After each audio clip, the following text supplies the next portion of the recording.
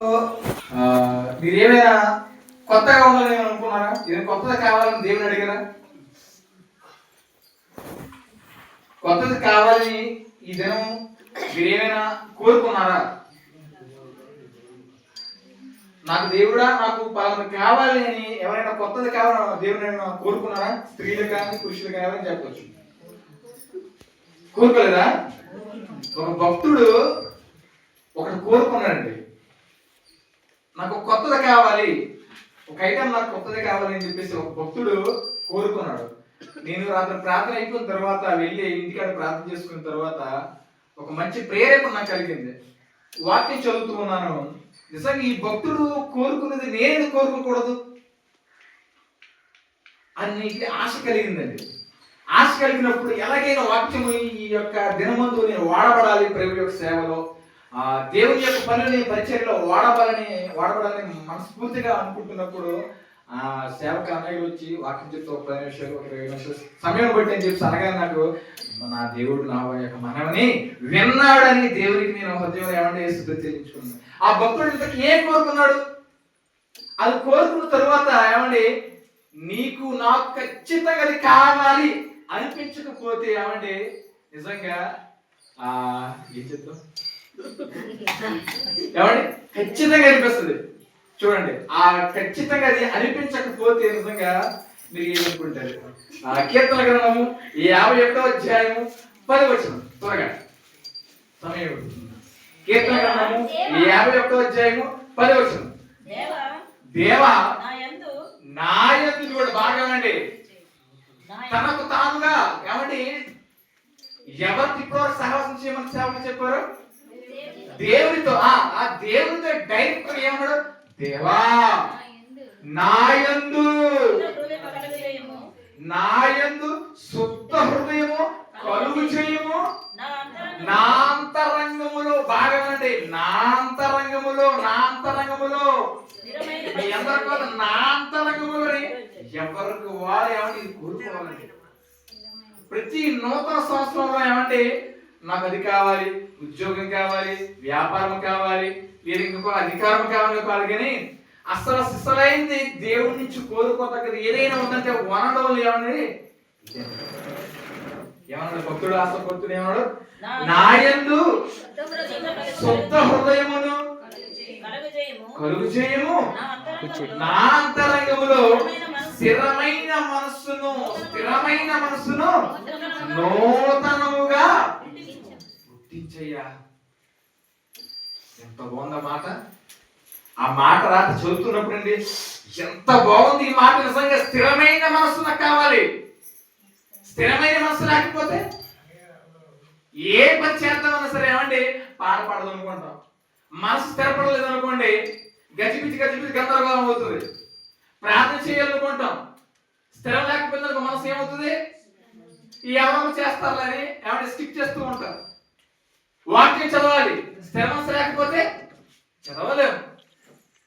కానీ ఈ 2026 సంవత్సరం మీరు ఏమంటే గట్టిగా దాన్ని ఏమంటారు బండ గుర్తు పెట్టుకోండి. ఇదిగో దేవుడు తన వాక్యము ద్వారా ఎవరితో స్నేహం చేయాలని ఈ యొక్క ఉదయకాల సమయం ముందు మనతో దేవుడు సేవకుల ద్వారా మాట్లాడు. తరువాత భాగంగా ఏమండి కీర్తన గ్రంథంలో ఒక మంచి మాట దేవుడు మనకి ప్రసాదించడు ఈ యొక్క దినం. ఏంటిది? శుద్ధమైన మనస్సు, స్థిరమైన మనస్సు నూతనముగా నా అంతరంగములో పుట్టించు. ఏంటండి ఓడు ఎంత గొప్ప మాట నిజంగా. మీరు చదివితే ఎలా ఉందో తెలియదు కానీ రాత్రి నేను ఈ వాక్యం చదువుతున్నప్పుడు ఏమని ఈ 51వ కీర్తన అంతా చదువుతున్నప్పుడు ఎంత గొప్పగా ఉంటుందో దేవుని అడిగితే వండర్ఫుల్ వర్డ్ అండి నిజంగా. ఏమంటారు? దేవా నా యందు శుద్ధ హృదయమును కలుగు చేయము, నా అంతరంగములో స్థిరమైన మనస్సును నూతనముగా పుట్టించుము, నీ సన్నిధిలో నుండి నన్ను త్రోసివేయకుము. త్రోసివేస్తే దేవుడు 2000 నిజంగా ఏమండి బాగా ఆలోచించారు. దేవుడే కనుక నిజంగా త్రోసివేస్తే 2025లో సమాధి అయిపోదు. కానీ ఈ 2026 సంవత్సరంలో ఏమండి ప్రారంభ దినాల్లో ఏదైతే వినకూడదు అనుకున్నామో ఒక మాట విన్నామండి. ప్రారంభంలోనే మొదటి రోజే మొదటి మాట ఏది తెలిసి మేము వంట చేస్తున్నప్పుడు అందరికి సిద్ధపరచాలి కదా పరిచర్యలో. అప్పుడు ఈ 2026లో ఒక టికెట్ లేచిపోయింది అని చెప్పేసి ఏమండి ఆ సేవకులు చంటి పాస్టర్ గారు వాళ్ళ ఎవరో మరి అబ్బాయి రిలేటివ్ బోని కొడిస్తారు. అయినప్పటికీ కూడా నేను ఈ యొక్క కార్యక్రమం చూసుకునే దేవుని సన్నిధిలో గడిపే నేను వెళతానని స్థిరమైన మనస్సు పెట్టుకున్నాను సేవకులు. ఎందుకు? దేవుని వాక్యము కంటే మనకి ఏది ఎక్కువ కాదు. అందుకే ఏమంటే పౌలు గారు చెప్తారు ఎక్కడ 4:4 అధ్యాయంలో ఏమంటే ప్రభువునందు ఫిలిప్పీ పత్రిక 4:4 ప్రభువునందు ఆనందించుడి, మరలా చెప్తున్నాను ఆనందించండి. తర్వాత కంటిన్యూ. మీ సహనము సకల జనులకు తెలియబడనియండి, తెలియచేయండి. ఎందుకు?